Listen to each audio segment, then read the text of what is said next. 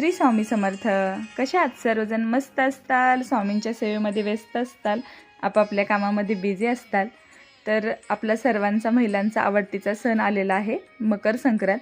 2024मध्ये 15 जानेवारीला हा सण आलेला आहे मकर संक्रांत. तर सर्व महिलांचा आवडीचा सण आहे तो म्हणजे मकर संक्रांत.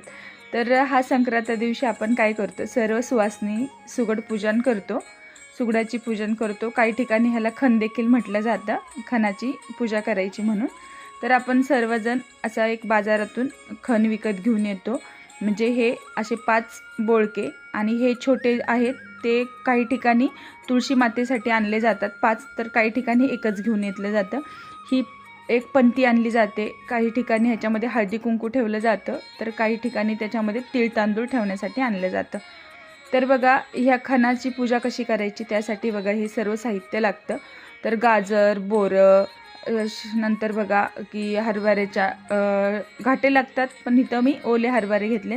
पावट्याचे शेंगा, वाटाण्याचे शेंगा, घेवड्याच्या शेंगा, गव्हाच्या ओंब्या, ज्वारीचं कणीस, ऊस, असं रानभाज्या. अजून ह्याच्यामध्ये काही ठिकाणी अजून वेगवेगळ्या भाज्या ॲड देखील केल्या जात असतील, पण जे आमच्याकडं केलं जातं त्या गोष्टी मी इथं ॲड केलेल्या आहेत.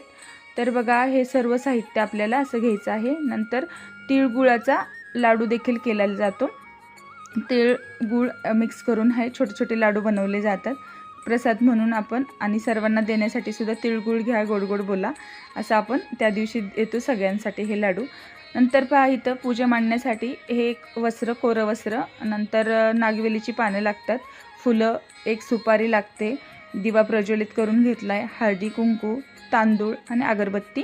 हे साध्या आणि सोप्या पद्धतीत घरच्या घरी आपण ह्याचं पूजन करतो. सर्व सुवासिनी पूजा करतात, पण काही ठिकाणी कसं असतं की ही पूजा करण्याच्या पद्धती थोड्याफार वेगळ्या असतात. साहित्य सेम लागतं, एखादं दुसरं साहित्य कमी जास्त असतं. तर जेव्हा आपण बघा हा खण म्हणतो की तो बाजारातून घेऊन येतो, तेव्हा तिथं देखील आपण त्याची पूजा करायची असते. एक पानाचा विडा द्यायचा असतो आणि हळदी कुंकू लावून नमस्कार करायचा असतो त्यांना, आणि ती आपल्या घरी घेऊन यायचा असतो. आल्यानंतर बघा की एक वस्त्र हातरायचं. काही ठिकाणी बघा ही भोगी दिवशी पूजा करतात, तर काही ठिकाणी हे संक्रांती दिवशी देखील पूजा करतात. नंतर बघा की इथलं जागा वगैरे स्वच्छ करायची असती, रांगोळी काढायची असती, पाट ठेवायचा, त्याच्यावरती असं एक वस्त्र हंतरून त्या वस्त्रावरती आपल्याला गणपती बाप्पाची सर्वप्रथम आपल्याला स्थापना करून घ्यायची आहे. तर बघा इथे पानाचा विडा ठेवायचा आहे, त्याच्यावरती सुपारी, गणपती बाप्पा म्हणून सुपारीची स्थापना करायची. जर तुमच्याकडे मूर्ती असेल तर आपण मूर्तीची देखील स्थापना करू शकतो. तर इथं हळदी कुंकू लावायचा आहे गणपती बाप्पांना, हळदी कुंकू अक्षदा असं लावून नमस्कार करून घ्यायचा आहे, धूप दीप ओवाळून घ्यायचा आहे, फुल व्हायचं आहे असं. आणि नमस्कार केल्यानंतर बघा इथं वरती नंतर आपल्याला तांदळाच्या अशा 5 राशी घालून घ्यायच्या आहेत, त्याच्यावरती आपला खण ठेवायचा आहे, आपले सुगड ठेवायचे आहेत एक एक करून.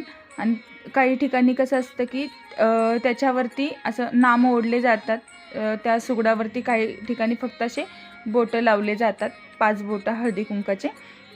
तर बघा हे असे 5 लाईनीत असे ठेवून द्यायचे आहेत सर्व एक एक करून.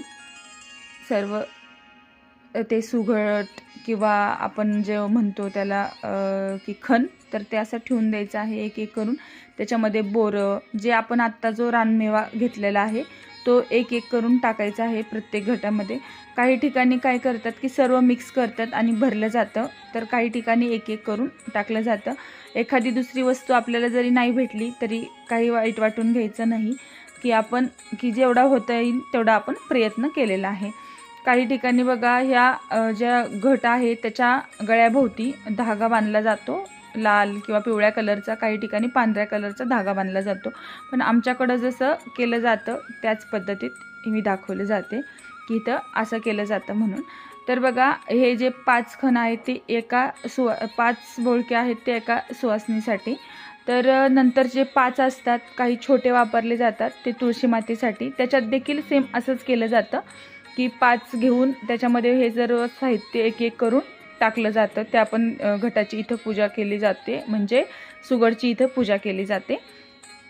असं काही ठिकाणी हे वेगळं. आणि जी आपली पंती आहे त्याच्यामध्ये तीळ तांदूळ टाकून त्याची देखील पूजा केली जाते, सर्व एक एक साहित्य करून.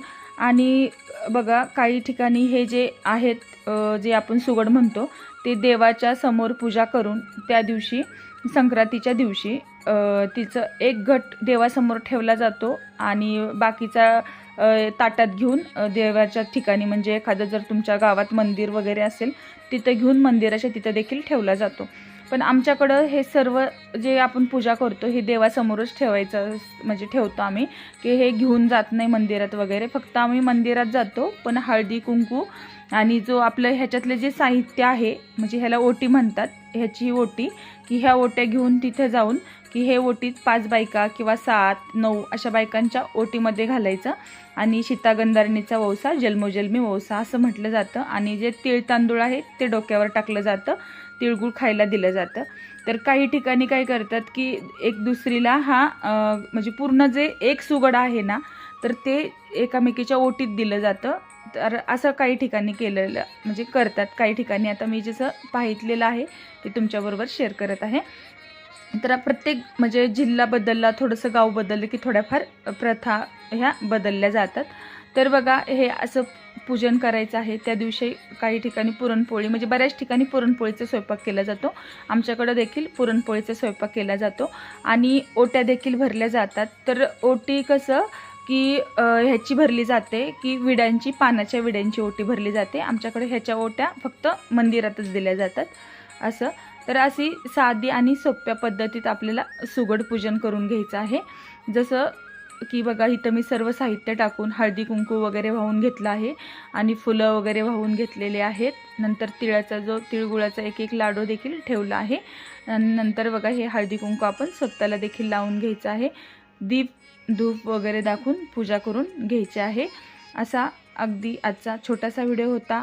जर तुम्हाला व्हिडिओ आवडला असेल तर प्लीज व्हिडिओला लाईक करा, शेअर करा आणि सबस्क्राईब करा.